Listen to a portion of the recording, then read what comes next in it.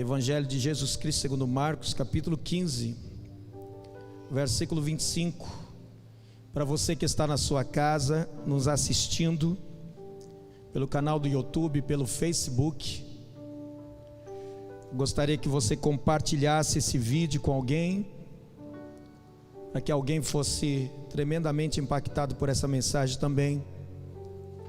Então compartilhe o vídeo, coloque no Facebook, para que outros dos seus amigos sejam alcançados. Você que está assistindo pelo YouTube, curte o nosso vídeo, pegue o link, envie para alguém pelo WhatsApp, para que alguém seja tremendamente tocado por essa mensagem. Marcos capítulo 15, verso 25.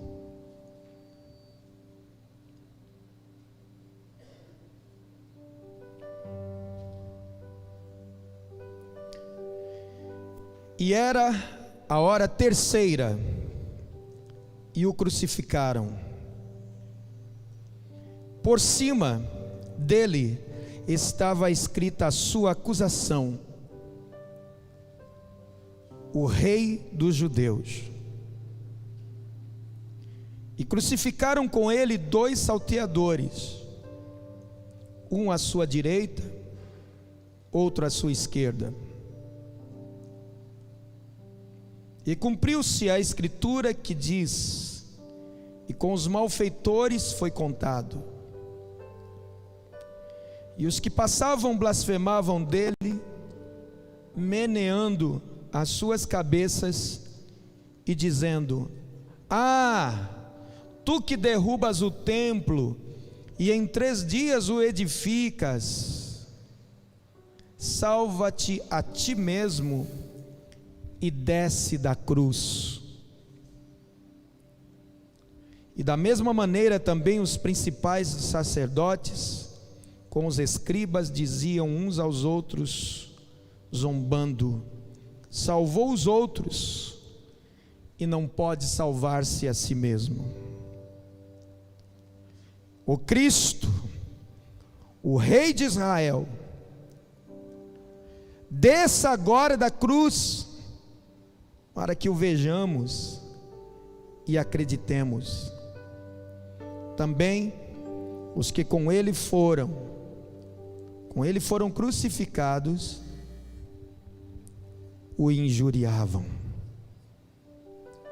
Amém, queridos? Hoje está trazendo uma mensagem nessa noite sobre o tema A Cruz de Cristo. Nós estaremos hoje falando algumas coisas, algumas pessoas que se portaram diante daquele que podia salvar as suas almas. Quero começar falando aqui sobre essa placa que foi colocada na cruz de Cristo.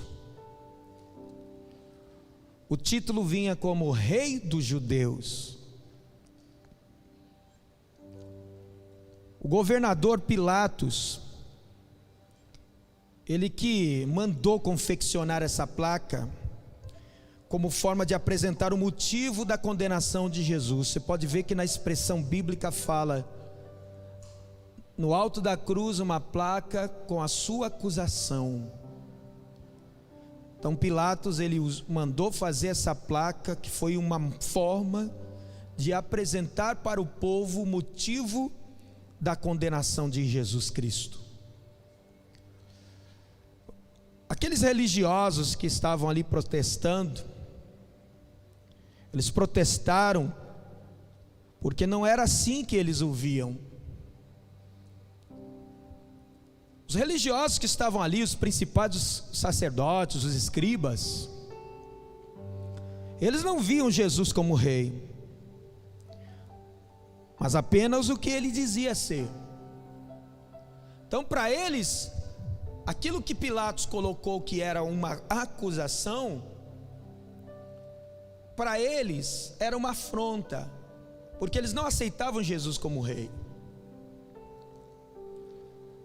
A verdade, porém, era justamente aquela que foi colocada naquela cruz. A menção como o Rei dos Judeus realmente essa era a verdade. Por mais que eles, como principais sacerdotes e escribas, que eram as autoridades religiosas da época, eles não queriam aceitá-lo, Jesus consigo crucificou o fracassado Império Romano da época para estabelecer um novo reino. É por isso que estava escrito: Jesus, Rei dos Judeus. E esse reino, esse novo reino que Jesus estava estabelecendo, era um reino diferente do Império Romano da época. Era um reino glorioso e eterno que estava ali dentro dos corações dos que creem na sua mensagem de redenção.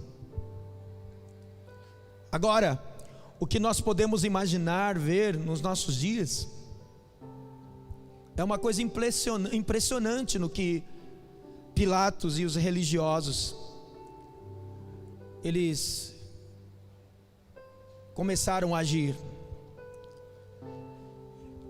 Eu começo a entender que a atitude deles foi uma atitude simplesmente diferente do que deveria tomar, diante do cenário que eles estavam passando.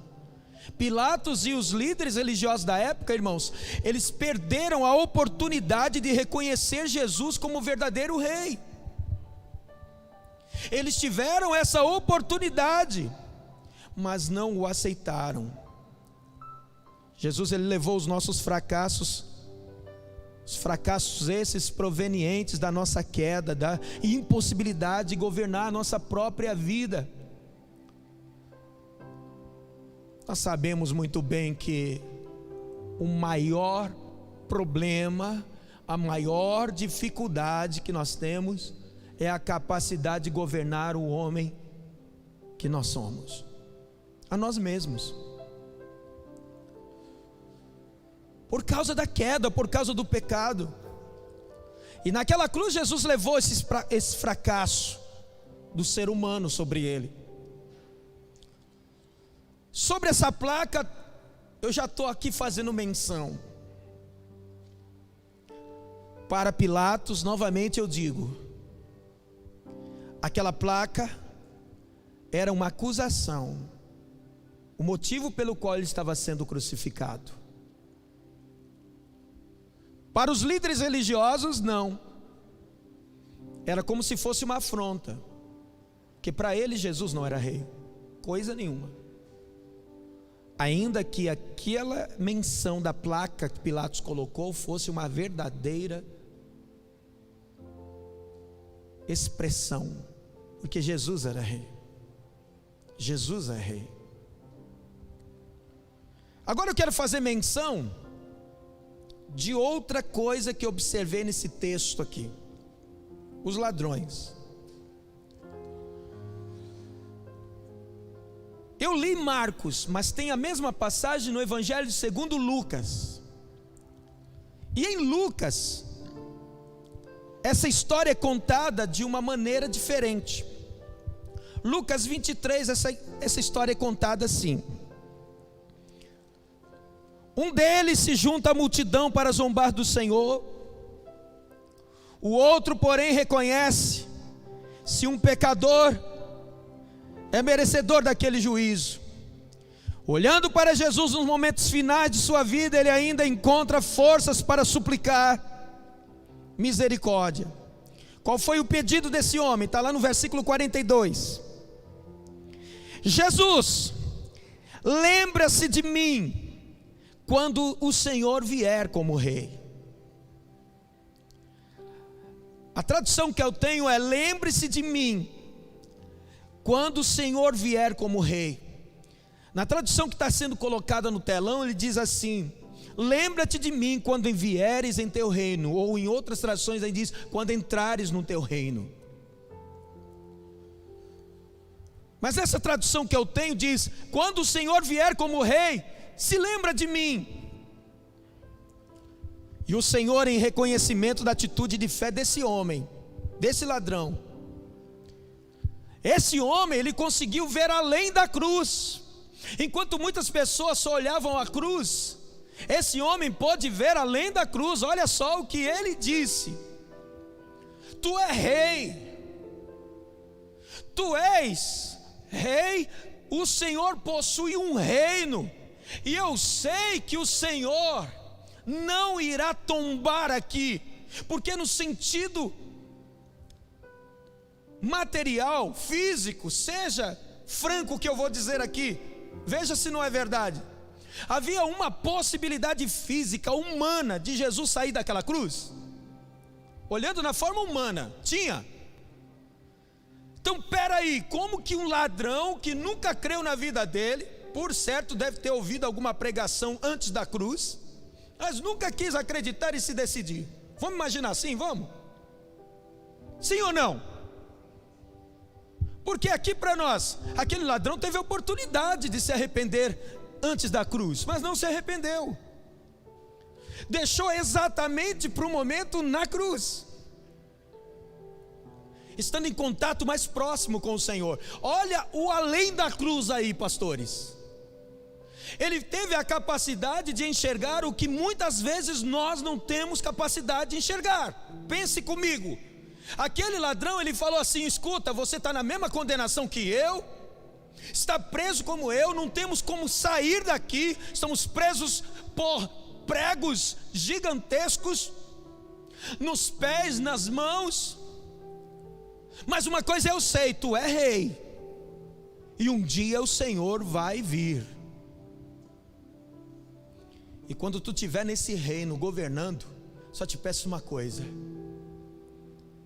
não se esquece de mim. Deu para você entender aqui? Ele acreditou que Jesus seria capaz de triunfar naquele momento que ele estava passando. Ele foi capaz de entender que ele poderia não escapar daquele momento, que a condenação dele iria mais além do que aquilo que seria a morte da cruz, seria uma morte eterna. Mas por ele acreditar em Jesus, ele foi capaz de enxergar que Jesus, mesmo estando naquele mesmo momento que ele, não tombaria ali, ele não fracassaria ali, que ele continuaria sendo rei após a cruz. Olha a capacidade que Deus deu para esse homem. Olha que coisa linda que eu vejo na vida desse homem. Foi tão maravilhosa essa expressão que admirou-se Jesus disse, com toda aquela dor que Jesus estava passando naquela cruz. Ele afirma assim para aquele homem, 43, coloca aí: eu afirmo a você que isto é verdade. Coloca para mim aqui também essa tradução. Isso. Eu afirmo a você que isto é verdade. Hoje você estará comigo no paraíso. A minha tradução diz assim, do telão diz: disse-lhe Jesus, em verdade te digo que hoje estarás comigo no paraíso. Olha a tradução que eu tenho: eu afirmo para você que isso que você declarou é a mais pura verdade. Eu sou rei mesmo, e eu vou triunfar, e eu lhe digo, quando eu entrar nesse reino, tu estarás comigo. Já imaginou isso? Aquele momento, irmão, era um momento terrível, de dor. Aquele momento de terrível dor desse homem, para um miserável pecador como esse homem, logo iria passar. Seria por um pouco de tempo, em comparação a uma eternidade de gozo na presença de Cristo. O que Cristo está falando era: você está passando pelo mesmo momento que eu aqui, um momento de agonia, um momento de dor, um momento difícil, mas nada vai se comparar ao que você vai receber no paraíso. Você pode estar sentindo muita dor, Mas a sua decisão, homem, vai fazer com que você mude o destino da tua alma. Você vai passar uma eternidade de gozo na minha presença. Presta bem atenção. Esse foi o ladrão arrependido. Mas veja bem, o outro ladrão, porém, enquanto para um era o início de uma eternidade de gozo e de alegria ao lado de Cristo, presta bem atenção, o outro, a cruz era apenas o começo do juízo eterno sobre a vida dele. Escuta bem,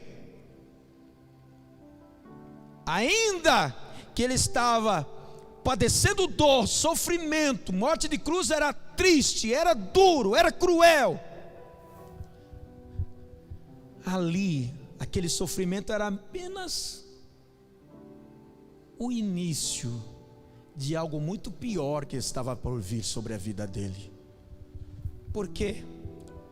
Porque ele esteve ao lado de quem poderia livrá-lo do sofrimento eterno, da morte eterna, mas ele não soube aproveitar a oportunidade. Presta bem atenção. Nós estamos aqui com centenas de pessoas aqui, e eu vou dizer uma coisa para você: você está tendo a mesma oportunidade que eu tive. Você está tendo a mesma oportunidade que pessoas que estão sentadas perto de você aí. Você está tendo a mesma oportunidade na sua casa também, de crer ou não crer, de aceitar ou de não aceitar. Você pode olhar além da cruz como aquele ladrão que se arrependeu, de crer, de confiar, de acreditar que naquele momento é um momento de dor, sim, é um momento de sofrimento, sim. Talvez nós estejamos passando por esse momento na terra, mas Cristo nos garantiu que mesmo que a gente tombe aqui fisicamente, nós temos a certeza de que estaremos com Ele no paraíso. É por isso que Ele falou: quem crê em mim, ainda que esteja morto. O ladrão na cruz, meu irmão, pôde enxergar isso, pôde entender que Jesus era rei de verdade, que não era somente um título de acusação de Pilatos, mas era uma oportunidade que ele teve de abrir o coração para esse rei e passar a eternidade toda de alegria e gozo na presença do Senhor. Enquanto aquilo que ele estava passando na cruz, esse outro ladrão, era apenas o início de um sofrimento, porque o sofrimento maior ainda estava por vir, que era passar a eternidade longe da presença de Deus em sofrimento eterno. Esse é o segundo ponto. Sobre a cruz, eu vejo a placa escrito Rei dos Judeus. Sobre a cruz eu vejo dois ladrões com mesma oportunidade, porém em destinos diferentes. Um conseguiu enxergar Jesus além da cruz, o outro não. Um queria Jesus além da cruz, o outro queria Jesus ali para uma salvação passageira, momentânea. Só cria em Jesus através de sinais, só queria livramento na vida física. Quantos que não querem isso? Somente cura do corpo físico, somente porque Jesus pode dar uma casa própria, uma mansão. Tudo isso vai passar, meu irmão. Tudo isso vai passar um dia. O carro vai se acabar, a casa vai se acabar, a nossa beleza. Olha, há um tempo atrás era um jovenzinho que estava me convertendo com 12 anos de idade. Olha como, nem cabelo mais eu já tenho quase. Como que tudo isso é vaidade? Vai passando. É momentâneo, é passageiro, mas eu tenho a certeza de que o Senhor, Ele quer que eu enxergue muito mais além do que eu enxergo nessa vida, de que o que o Senhor preparou para mim é muito mais maravilhoso, muito mais belo, muito mais tremendo do que tudo que existe aqui na terra. Se eu já me encanto com o arco-íris, se eu já me encanto com o sol brilhando, se eu já me encanto com o céu azul, você já imaginou o que é na eternidade? O que é o céu? Se o mesmo pintor que pintou tudo isso, todo esse cenário do mundo físico, ele mesmo quem fez isso, o engenheiro, o arquiteto, o Senhor, se ele fez tudo isso, que é momentâneo e é tão maravilhoso aos nossos olhos, uma cachoeira, umas cataratas do Iguaçu caindo,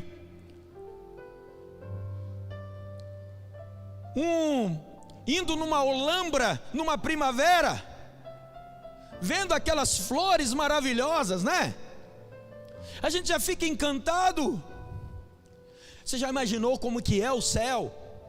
Já parou para analisar como que pode ser o céu? Se é o mesmo autor que criou tudo isso, o mesmo pintor que criou tudo isso, também é aquele que construiu a eternidade para o seu povo.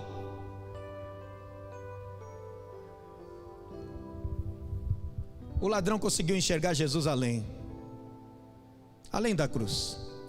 Mas o terceiro ponto que eu vejo é o insulto da multidão. Sim, todos que ali passavam, você vai ver, eu li junto contigo, eles proferiam palavras de zombaria naquele momento, eles desprezavam o Senhor, eles questionavam o poder de Jesus,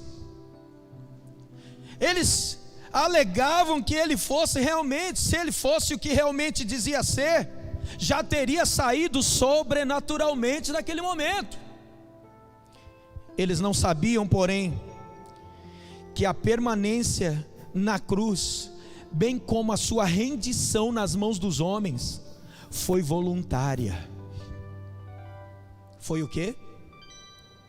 Voluntária. Sim, amados. Ele queria estar naquele lugar, porque a entrega dele não foi forçada, foi uma entrega espontânea. Vamos ver Hebreus 12:2.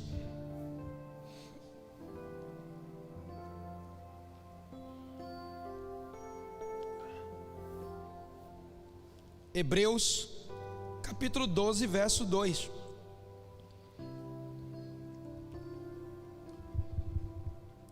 Mantenhamos o olhar firme em quem? Em Jesus, o líder e aperfeiçoador de nossa fé.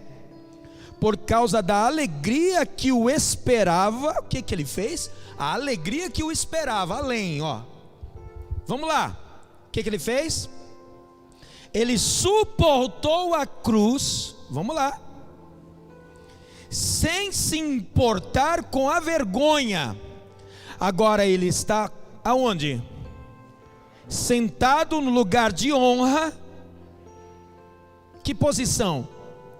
À direita do trono de Deus. Olha a minha tradução que diz, conservemos os nossos olhos fixos em Jesus, pois é por meio dele que a nossa fé começa, e é ele quem aperfeiçoa. Ele não deixou que a cruz fizesse com que ele desistisse. Pelo contrário, por causa da alegria que lhe foi prometida, ele não se importou com a humilhação de morrer na cruz, e agora está assentado do lado direito do trono de Deus. Olha aí, não foi algo forçado, imposto, foi um sacrifício voluntário. Por meio dos insultos, as pessoas revelaram o que estava em seus corações. A palavra fala do que o coração está cheio, a boca fala do que o coração está cheio. Se aquelas pessoas estavam insultando o mestre, é porque o coração deles estava tão negro, tão sujo, tão incrédulo, que eles foram capazes de desprezar o Senhor da glória por causa da sua momentânea humilhação. Ele voluntariamente, ele morreu para levar nossa vergonha e desprezo, irmãos. Foi isso que Jesus passou. As pessoas que passaram por Jesus nos seus últimos momentos de vida, irmãos, eles tiveram ou não tiveram a oportunidade de terem a sua vida transformada? Tiveram ou não? Você percebeu que ambos numa casa podem ter a mesma oportunidade de salvação? Mas você já parou para analisar que nem todos da sua casa creem como você crê? Quantos aqui que tem parentes que não são crentes aqui? Eu não sei se tem pessoas aí como eu, que lá no início da fé era eu sozinho convertido. Como é difícil. Se a gente pudesse, a gente colocava, abria a cabeça desse povo e colocava toda a minha fé dentro deles. Não é, Eliana? A gente convenceria o nosso filho: meu filho, acredita no que eu estou te falando, é verdadeiro. Jesus é maravilhoso, Ele transforma, mas está tendo a mesma oportunidade. E mesmo assim a pessoa não quer, não aceita, blasfema, insulta, acha que está perdendo o seu tempo de estar aqui. Você já ouviu coisas absurdas, sim ou não, de algum parente seu sobre religião, sobre igreja? Sim, eu acredito que sim. Olha o que o apóstolo Paulo chegou a dizer em Atos 16:31. Eles disseram: crê no Senhor Jesus Cristo e será salvo, tu e a tua família. Ou seja, quando um cristão se converte de verdade, quando ele recebe a transformação de vida, ele pode levar Jesus para os seus familiares. Tem a mesma oportunidade, tiveram para poder vir para esse culto, mas não querem. Quantos estão orando pela conversão de alguém aqui que é dessa igreja aqui? Quantos? Está sendo difícil ou não está? Tem alguns casos que a gente chega e fala: Deus do céu, será que meu parente nunca vai se converter? Não. Estou orando, tem pessoas que primiciam para que eles se convertam, mas isso depende da decisão. Tem a oportunidade de se lembrar de Deus enquanto tem saúde, mas muitos deixam até, como esse ladrão na cruz, que se converteu para a hora da morte. Mas nem todos têm essa chance. Nem todos têm. Essas pessoas que foram mencionadas aqui nessa ministração, dessas que eu citei, apenas um. Quantos? Um homem reconheceu Jesus como rei, passando de miserável pecador para um cidadão do reino celestial.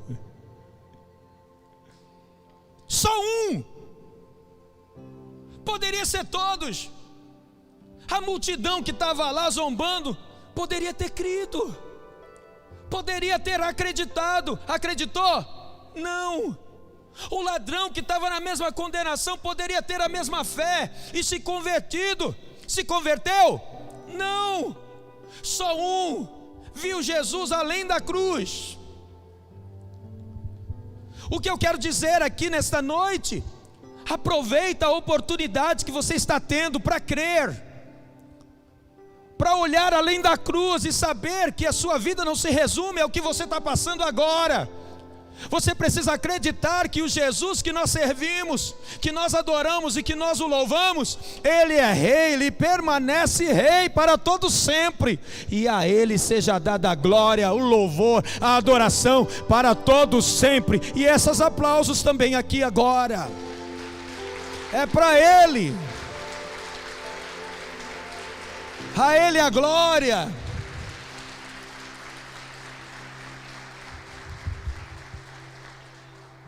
Vamos ler um outro texto. Marcos 15, verso 37. Marcos 15, 37.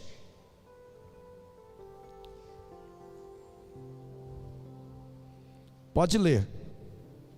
1, 2, 3.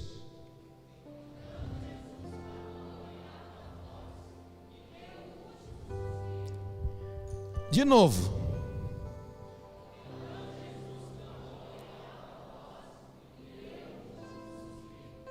Último suspiro. Então presta bem atenção. Além da dor física que Jesus passou, Jesus ele sofreu uma intensa dor espiritual também. Sabe por quê? Porque o pecado da humanidade trouxe consigo todas as consequências, irmãos, sobre a vida dele. Mas bispo, que tipo de sofrimento que Jesus passou que você está se referindo sobre sofrimento espiritual? Veja bem, a menção que a Bíblia fala de trevas ao meio-dia. E ao meio-dia houve trevas. Dá menção assim. Ao meio-dia, em vez de ter aquele sol do meio-dia, se fez trevas. As trevas se apoderaram da luz naquele momento. Engraçado que ele, Jesus, era a luz que iluminava o caminho dos homens. Mas agora, as trevas ocupavam o espaço, tentavam ofuscar a luz de Jesus. Jesus iluminava o caminho dos homens. Jesus dava-lhe direção e sentido para a vida. Porém, naquela hora, Jesus na cruz, naquela hora da cruz, a luz deixou de brilhar, irmãos, para dar lugar às trevas. O que começou a acontecer com a natureza, irmãos, era simplesmente o que se passava em seu próprio interior, que Jesus estava passando. A luz do meio-dia se converteu em grande escuridão, irmãos, que sinalizou a chegada de um reino tenebroso, de um reino sombrio. O único justo estava se fazendo pecador por mim e por você, enquanto a terra era invadida pelo ódio moral de Satanás, irmãos. Em pouco tempo Cristo absorveria todo o mal, irmãos, sobre si mesmo. E ele iria cravar na cruz. A sua luz iria voltar a se manifestar ao homem. Se você for ler, leia para mim, coloca para mim aí João 1, Evangelho de João, capítulo 1, verso 5. A luz iria voltar a se manifestar, mas desta vez viria para permanecer e não para ser ofuscada pelas trevas. Olha o que diz em João capítulo 1, verso 5. A luz brilha na escuridão, e a escuridão nunca conseguiu apagá-la. As trevas dominou o ambiente daquela morte da cruz. Por um momento foi ofuscado o brilho. Não, mas não se tratava de uma luz qualquer, era a luz de Jesus, era o brilho de Jesus, e o brilho de Jesus, nenhuma treva é capaz de ofuscá-la, nenhuma treva é capaz de esconder o brilho que há em Jesus. Jesus morreu para levar as trevas. Que trevas, bispo? Trevas do ódio, trevas da amargura que existia na minha vida, as trevas do rancor e de todo o pecado que entenebrece o meu coração e o seu. São essas trevas que Jesus levou sobre si. Segunda coisa que eu vejo: Jesus, por um momento, abandonado por Deus. O Senhor Jesus se sentiu abandonado por Deus. o que se tornou o seu maior sofrimento esse. Entendeu como é que é? Ele havia se feito pecador. Portanto, por ele ter se feito pecado por nós, era o pecado de toda a humanidade nele, ele atraiu sobre si a ira divina, sobre si mesmo. O Pai não voltará a estar olhando como olhava para o seu filho, mas contra o mal que agora nele se manifesta. Jesus estava ali, por um momento, suportando toda a miséria humana, todo o pecado humano. Se tem uma coisa que separa o homem de Deus, é o pecado. Está escrito em Isaías: eis que a mão do Senhor não está encolhida para que não possa salvar, nem os seus ouvidos agravados para que não possa ouvir, mas as vossas iniquidades, os vossos pecados, fazem divisão entre vós e o vosso Deus, para que Ele não vos ouça. Então Jesus, quando levou sobre si o pecado da humanidade, Ele atraiu sobre si também toda a ira divina sobre Ele, devido ao pecado. E é por isso então que por um momento, irmãos, Jesus ele teve essa sensação de que foi abandonado pelo Pai. Alguma criança já reclamou aqui a presença de um pai ausente? Já ou não? Mamãe, cadê papai? Como uma criança reclama da ausência de um pai, ou de alguém que sofre profunda rejeição de uma pessoa muito especial. Jesus também clama por seu Pai. Eli, Eli, lama sabachthani. Deus meu, por que me desamparaste? Como não se bastasse todo o sofrimento físico, todo o sofrimento emocional, ele amargava a dor da quebra da comunhão com Deus, que o homem provou quando pecou. Ele sentia-se como um verdadeiro transgressor da lei por um momento, com todo o sofrimento de culpa e de condenação que era para o homem absorver. Ele absorveu nele. Ele próprio absorveu toda a prática do mal em si. Porém, ele não sentia a culpa do seu próprio pecado, porque ele não cometeu pecado nenhum. Não. Mas a de todos os pecadores, sim, ele pegou, sobre as quais repousava a ira de Deus. Ele absorveu tudo isso dos seres humanos. Ele sofreu e morreu por causa dos meus pecados, dos seus pecados. E foi por causa dos meus pecados, dos seus pecados, que nós nos tornamos inimigos de Deus. E em sua morte, sabe o que Jesus fez? Ele nos reconciliou com o Pai. Olha para quem está do teu lado e fale: Cristo, com sua morte na cruz, te reconciliou com o Pai.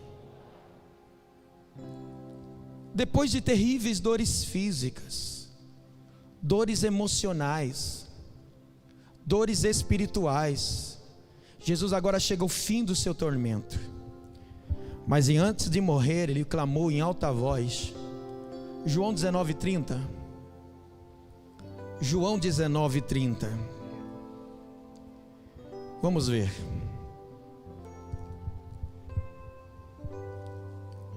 João 19:30.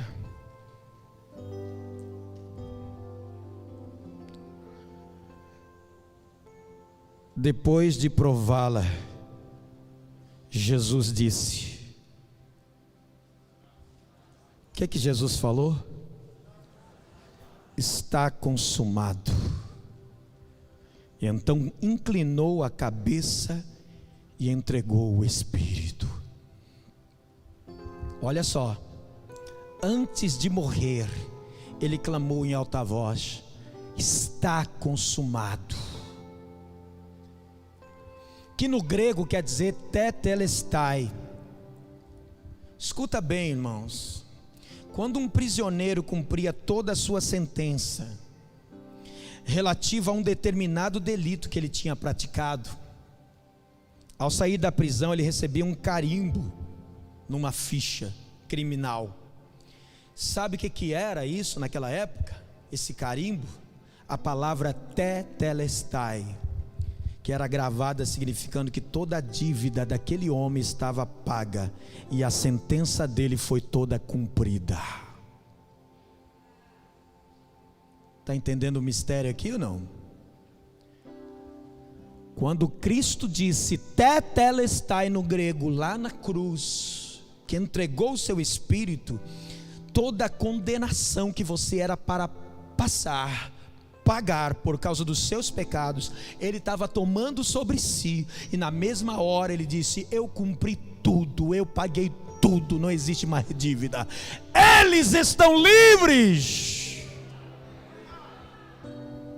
Foi carimbado naquela cruz, tetelestai, está paga a dívida. O homem só vai para o inferno se quiser, só tem morte eterna se quiser, porque Deus amou o mundo de tal maneira que deu seu Filho unigênito, para que todo aquele que nele crê não pereça, mas tenha a vida eterna.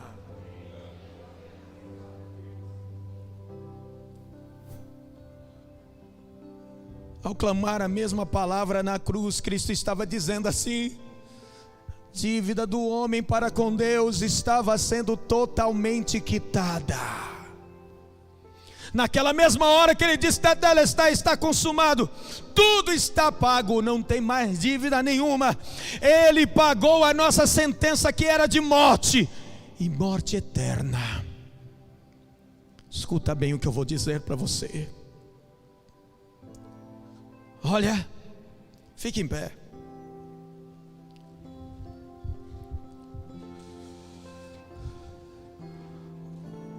É um momento de você fechar os seus olhos por um momento.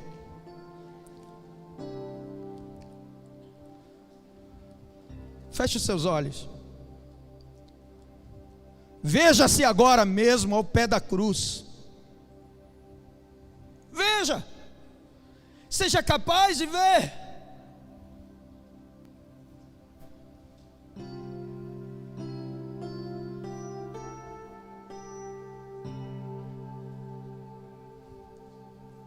Veja-se agora mesmo ao pé da cruz, como os demais que eu citei nessa ministração hoje, uma multidão aos pés da cruz, soldados romanos que poderiam ter se arrependido, o ladrão que estava tendo a mesma condenação que o outro que se arrependeu. Contemple agora, tenta imaginar aos pés da cruz como os demais, tendo a mesma oportunidade hoje. Contemple a sua vergonha, a vergonha que Jesus passou em seu lugar. Tenta imaginar, você que está na sua casa, a dor que Jesus passou por você. Tenta imaginar a humilhação que Ele passou em seu lugar. Você que entrou aqui nessa noite, a convite de alguém. Talvez seja um momento que você tem para agradecer-lhe sua disposição de entregar a vida por você. Talvez seja o momento de você dizer: obrigado, Jesus, por se oferecer por mim. Você, Jesus, foi na cruz em meu lugar. Era para mim passar toda essa dor, toda essa humilhação, todo esse sofrimento, mas o Senhor passou por mim. Você tem a oportunidade da sua vida para fazer isso. Você poderia estar em casa, não, você Deus trouxe você aqui através do seu Espírito, para você ouvir essa ministração, e as vendas dos teus olhos caírem, as escamas dos teus olhos caírem, para que você acredite em Jesus. Ele enfrentou as trevas e venceu. Ele tomou o lugar dos que se sentem abandonados por Deus, por causa dos seus pecados. Ele se fez pecado por nós naquela cruz. Ele pagou toda a nossa sentença de morte, oferecendo-nos grande salvação. Veio para o que era seus, mas os seus não o receberam. Mas a todos quanto o receberam, deu-lhes o direito de serem feitos ou chamados filhos de Deus, a saber, os que creem no seu nome. Demonstre a sua fé em Jesus, clame o nome de Jesus.